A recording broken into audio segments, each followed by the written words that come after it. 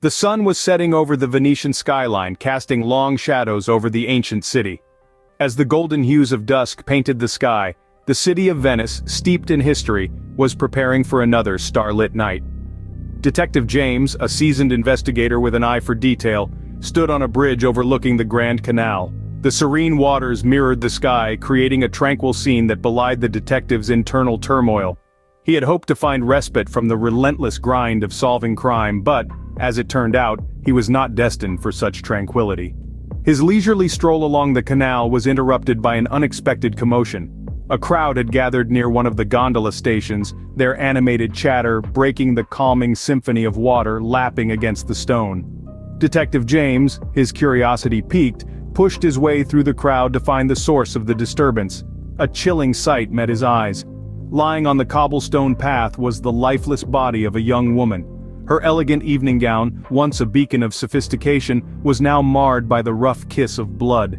The scene was eerily quiet, the kind of quietness that comes after a storm, a silence that screamed louder than any words could.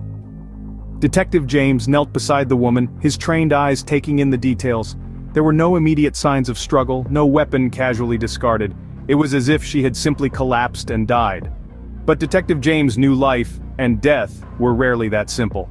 His investigative instincts flaring, he carefully checked her pockets, revealing a crumpled piece of paper. An address was hastily scrawled on it, the ink barely dry. A clue? A destination?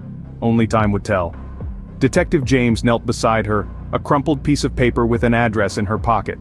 He had come to Venice seeking solace, but it seemed his vacation was about to take a thrilling turn. With the help of the local police, Detective James traced the address to a luxurious palazzo overlooking the canal. The palazzo, a symbol of opulence and grandeur, housed the enigmatic Giovanni Rossi, a wealthy businessman known for his extravagant lifestyle and secretive demeanor. Upon arrival, the detective was met with Rossi's guarded expression and a denial that was swift and confident. "I know nothing of the woman," he proclaimed, his voice echoing through the ornate hallways. But the experienced detective knew better than to take words at face value. His instincts told him that there was more to Rossi than what met the eye. Delving deeper into the investigation, Detective James found himself in the palazzo's labyrinthine corridors, each turn revealing a new facet of Rossi's life. It was in one such obscure corner of the palazzo that he stumbled upon a room that was strikingly different from the rest. Hidden behind a false bookshelf, the room was a treasure trove of stolen artwork and antiques, each piece a testament to Rossi's illicit activities. The discovery was startling and incriminating. The hidden room, a shrine to Rossi's criminal endeavors, revealed a side of the businessman that was far removed from his public persona. It was a stark contrast to the man who claimed ignorance about the woman found lifeless near his palazzo. With the evidence in hand, Detective James confronted Rossi. The veneer of innocence that Rossi had carefully constructed came crashing down. His denial, once so convincing, now seemed shallow and deceitful. The local police, acting on Detective James's findings, made the arrest.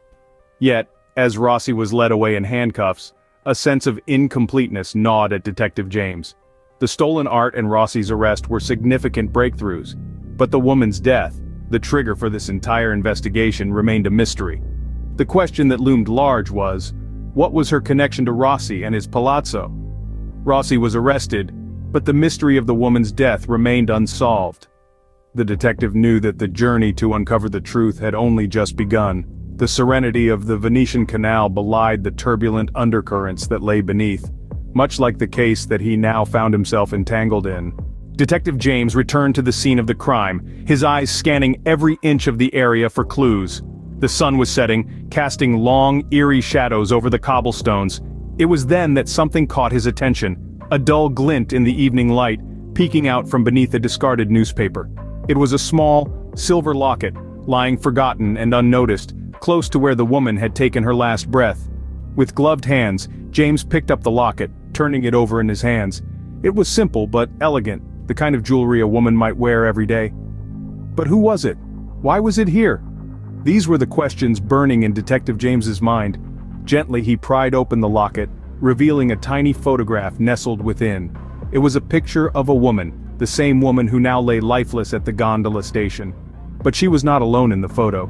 Beside her was a man, their faces close together, smiling, happy.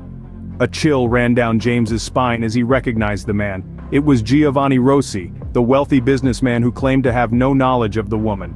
The pieces of the puzzle started falling into place. The woman was not just a random victim, she had been connected to Rossi. She had known him, had been close to him. The realization was like a punch to the gut. Rossi was not just a collector of stolen artwork, he was a murderer. But why? What could have driven Rossi to such a desperate act? The answer lay in the woman's eyes. There was a defiance there, a strength that suggested she was not one to be controlled or manipulated.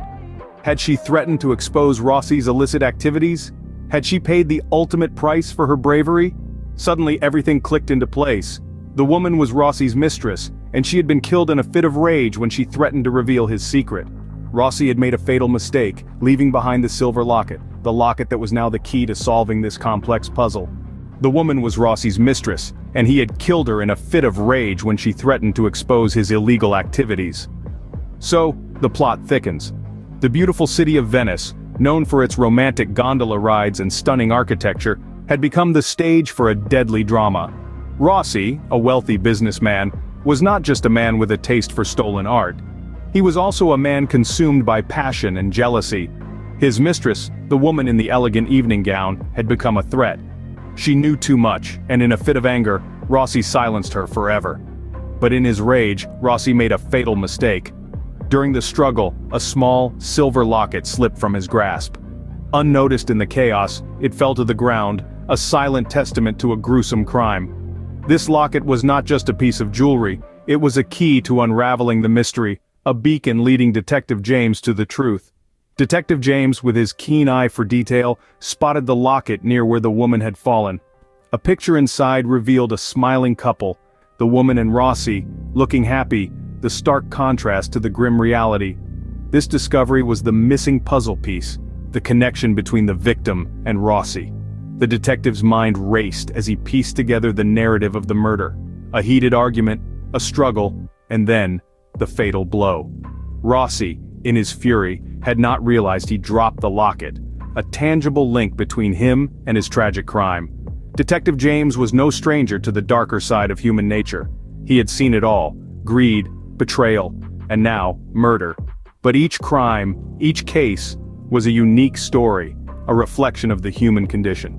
The locket, the stolen art, the murdered mistress, they were all pieces of a complex puzzle that painted a chilling picture of Rossi's double life. As the sun began to set, Detective James held the locket in his hand. This small piece of silver had revealed a shocking truth and brought a criminal to justice. The locket was more than just a piece of evidence, it was the key to solving the mystery, providing the crucial piece of evidence that led to his downfall. As Detective James closed the case, he couldn't help but feel a sense of satisfaction. There was something about solving a mystery, about untangling the threads of a story spun from secrets and lies that never failed to ignite a spark within him. Venice, with its meandering canals and centuries-old palazzos, had promised a quiet retreat from the relentless rhythm of his work.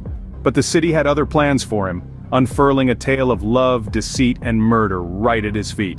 And James, ever the detective, had plunged into the depths of it with a fervor he barely recognized. He had arrived in this ancient city seeking solace, a pause from the endless cycle of crime and justice that had become his life. But as he stood on that Venetian bridge, the lifeless body of a woman at his feet, and a mystery unfolding around him, he realized something. There was no escape from who he was, from the thrill that pulsed through his veins as he pieced together the puzzle of a crime. The satisfaction he felt as he closed the case was a testament to this. It wasn't merely about catching the culprit, the wealthy businessman Rossi, or unraveling the tragic tale of the victim who was Rossi's secret lover. It was the chase, the hunt for truth amidst a web of lies, the relentless pursuit of justice that kept him going. He had thought he could leave his work behind, immerse himself in the tranquility of Venice, and forget about the world. But the world had followed him here, bringing with it a mystery that begged to be solved, and James, the detective, the seeker of truth, had answered its call. And as he watched the sun set over the canal, he knew that he would never truly be able to escape the call of detective work, no matter where he went. For him, every city was a mystery waiting to be unraveled, every crime scene a story waiting to be told. And James, ever the detective, was ready to listen.